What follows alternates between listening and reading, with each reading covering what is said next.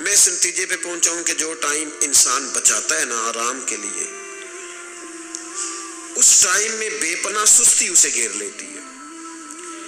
ہم چھوٹے ہوتے تھے بچپن میں، اسکول سے ایک چھٹی کرتے تھے، پھر دوسری کرنے کو بھی دل کرتا تھا، دوسری کرتے تھے پھر تیسری کرنے کو بھی دل کرتا تھا۔ گاڑی اسی کا نام ہے جو چلتی رہے، ڈیوٹی اسی کا نام ہے جو ہمیشہ کی جائے۔ زندگی میں مسلسل جد و جہد کریں گے، مسلسل کام کریں گے، اس کا نتیجہ یہ نکلے گا کہ آپ محسوس کریں گے کہ آپ کا وجود جو ہے وہ بڑی صلاحیتوں والا ہے، وہ بیکار نہیں ہے۔ مسلسل کام۔ آپ انبیاء کرام علیہ السلام کی زندگی دیکھیں، صحابہ کی زندگیاں دیکھیں، اہل بیت کی دیکھیں، اولیاء اللہ کی دیکھیں، بزرگان دین کی دیکھیں، آپ دیکھیں کہ انہوں نے کام کتنا کتنا بڑا کیا ہے۔ ہم کبھی ان کو پڑھتے ہیں تو حیران ہو جاتے ہیں کہ یار اتنے مختصر وقت میں اتنا زیادہ کام تو ممکن ہی نہیں۔ اعلیٰ حضرت رحمۃ اللہ علیہ نے 1000 کتاب لکھ دی، امام بخاری نے پوری دنیا میں گھوم کر احادیث جمع کر کے ایک جگہ پہ اکٹھی کر دی، اور پھر اصول وضع کر دیے حدیث پاک کے کہ حدیث کس طرح قبول کی جائے گی، پھر اس میں فرق کر دیا کہ صحیح کون سی ہے، متواتر کون سی ہے، حسن کون سی ہے، ضعیف کون سی ہے، موضوع ہو تو پھر اس کے قاعدے کیا ہیں۔ اتنا کام بزرگوں نے کر دیا۔ جد و جہد تھی زندگی میں، مسلسل ڈیوٹی کرتے تھے۔ جب مسلسل کام کرتے ہیں نا، نبی پاک صلی اللہ تعالی علیہ وسلم نے فرمایا جو آدمی محنت کرے، کوشش کرے اور شام کو تھک کے سو جائے، اللہ اس کے پچھلے گناہوں کو معاف فرما دے۔ تو چلتے رہیں، جد و جہد کریں، ہمت کریں، کوشش کریں۔ کبھی کبھی یوں ہوتا ہے کہ انسان سمجھتا ہے کہ میں نے کوشش تو کی تھی، لیکن یار یہ میرے کوشش کرنے سے کوئی نتیجہ نہیں نکلا۔ عارف رومی رحمۃ اللہ علیہ فرماتے ہیں کہ ایک شہر ایسا تھا جس میں ایک بیماری بار بار حملہ کرتی تھی،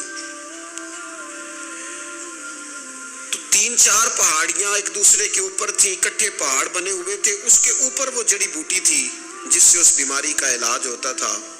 تو کئی حکیموں نے بتایا کہ اگر وہ جڑی بوٹی حاصل کر لی جائے تو تمہارے شہر کے لوگ صحت یاب ہو سکتے ہیں، پر وہ 4 پہاڑیاں اوپر نیچے، اور پھر ڈھلان بڑی سیدھی تھی، جو پیر رکھتا پھسل جاتا، کوئی جرت ہی نہ کرتا اوپر جانے کی، لیکن لوگ بیمار تھے، تکلیف میں تھے۔ بالآخر ایک شخص نے ارادہ کیا کہ کب تک لوگوں کو بیماری سے سسکتے، تڑپتے، مرتے دیکھتا رہوں گا۔ اس نے کلاڑا اٹھایا، ہتھوڑا اٹھایا، پہاڑ کاٹنا شروع کیا کہ میں سیڑھیاں بناؤں گا اوپر جانے کے لیے۔ فرماتے ہیں کہ وہ پہاڑ کاٹ رہا تھا تو جو قریب آتے تھے نا، وہ اسے کہتے تھے پاگل ہو گیا تو اکیلا بندہ کیسے پہاڑ کاٹے گا، بیوقوف ہے، چھوڑ دے۔ اس نے کہا یار تم ساتھ نہیں چل سکتے تو حوصلہ شکنی تو نہ کرو، مجھے کچھ کرنے تو دو۔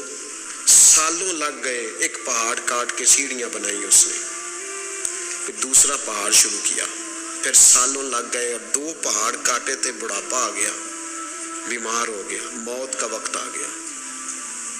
اب چونکہ سیڑھیاں بن گئی تھی تو 2 پہاڑ کٹ گئے تھے، وہاں تک لوگ آنے جانے لگے تھے۔ این اس وقت جب وہ دنیا سے جا رہا تھا، پھر بھی کچھ لوگ حوصلہ شکنی کر رہے تھے، اسے کہہ رہے تھے خدا کے بندے کیا نتیجہ نکلا۔ کچھ لوگوں کی ڈیوٹی ہوتی ہے اپوزیشن کا کردار ادا کرنا، وہ ہر موقع پر حوصلہ شکنی کرتے۔ اب اس پر آخری وقت آ گیا ہے، باوجود اس کے کچھ لوگوں نے جا کے کہا کیا نتیجہ نکلا جی، تیرے اوپر موت کا وقت آ گیا ہے، تو اوپر تک تو جا نہیں سکا، فائدہ کیا ہوا؟ وہ کہنے لگا بیوقوفو تمہیں پتہ ہی نہیں میں کامیاب ہو کے جا رہا ہوں۔ انہوں نے کہا کس طرح؟ کہنے لگا میں نے آدھا سفر آسان کر دیا ہے، اب جو میرے بعد آئے گا نا اسے 0 سے نہیں شروع کرنا پڑے گا، میں نے آدھا سفر اس کے لیے آسان کر دیا۔ وہ تیسرے پہاڑ سے شروع کرے گا، 2 کاٹے گا تو جڑی بوٹی تک پہنچ جائے گا، لوگوں کو شفا ہونے لگے گی اللہ کے فضل سے۔ ہم پتہ کیا کرتے ہیں، بالخصوص میرے وطن کا رواج یہ ہے کہ لوگ آدھا سفر بھی آسان کرنے کو تیار نہیں، وہ کہتے نہیں سارا ہی فلانا کرے گا۔ جتنے انبیاء دنیا میں آئے نا میرے دوستوں، وہ سارے کامیاب گئے، لیکن کسی کے ساتھ 4 امتی، کسی کے ساتھ 10، کسی کے ساتھ 100، کسی کے ساتھ 200، لیکن نبی کامیاب گئے۔ کیوں؟ کہ اللہ تعالیٰ نے جو ان کے ذمے ڈیوٹی لگائی تھی وہ ڈیوٹی انہوں نے پوری ذمہ داری سے سر انجام دی ہے. اس ڈیوٹی میں انہوں نے کبھی کوئی کمی دکھائی تو اپنی زندگی میں جد و جہد کریں, کام کریں, بیٹھ کر صرف بات نہ کریں, تنقید نہ کریں, بیٹھ کر صرف منصوبہ بندی نہ کریں. اور میرے ملک میں بالخصوص یہ کام ہوتا ہے, تبصرے کرو, چینل کھولو, تنقید کرو, اندر کی خبر لے کے آؤ, کوئی کہانی سناؤ, کوئی نئی سٹوری بناؤ, لیکن کام نہ کرو. بڑی خوبصورت بات کی شاعر نے, اس نے کہا شکوائے ظلمت شب سے تو کہیں بہتر تھا, اپنے حصے کی کوئی شمع جلاتے جاتے. لوگ تعلیم نہیں حاصل کر رہے تو بھئی آپ ایک بچے کا خرچ اٹھا لیں, کسی غریب کا آپ اسے پڑھا دیں, ایک بندہ تو آپ کی وجہ سے تعلیم یافتہ ہو جائے. لوگوں کو کھانا نہیں مل رہا, بھوکوں مر گئے لوگ, حکومتیں کچھ نہیں کر رہی. آپ 10 بندوں کی ذمہ داری اٹھا لیں, آپ غریبوں کو دیکھ لیں, 10 لوگوں کے گھر میں آپ کھانا پہنچانا شروع کریں. اور یہ ہوتا رہا ہے, لوگ یہ کام کرتے رہے. یہ ڈیوٹیاں ہمارے بزرگوں نے سر انجام دی ہیں, 2 کر کے, 4 کر کے, 6 کر کے انہوں نے کام کیا ہے. اپنی ذمہ داری کا احساس کریں, مسلسل کام کریں, مسلسل جد و جہد کریں, مسلسل ڈیوٹی کریں. اور پھر میری تیسری گزارش آپ سے یہ ہے کہ جس طرح آپ اپنے اپنے گھر میں آپ کی ذمہ داریاں ہوتی ہیں, اور اگر آپ ذمہ داری ادا نہیں نہ کرتے تو احتجاج ہوتا ہے. ماں کو ٹائم نہیں دیتے تو ماں بھی احتجاج کرتی, گھر والی کو ٹائم نہیں دیتے تو وہ بھی احتجاج کرتی ہے, دوستوں کو وقت نہیں دیتے تو وہ بھی اس کا شکوہ کرتے ہیں.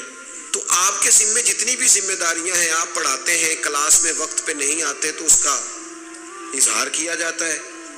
ہم نے اپنے اپنے ذمے جو ذمہ داریاں لی ہیں پوری کرتے ہیں. میں آج آپ کو یہ پیغام دینا چاہتا ہوں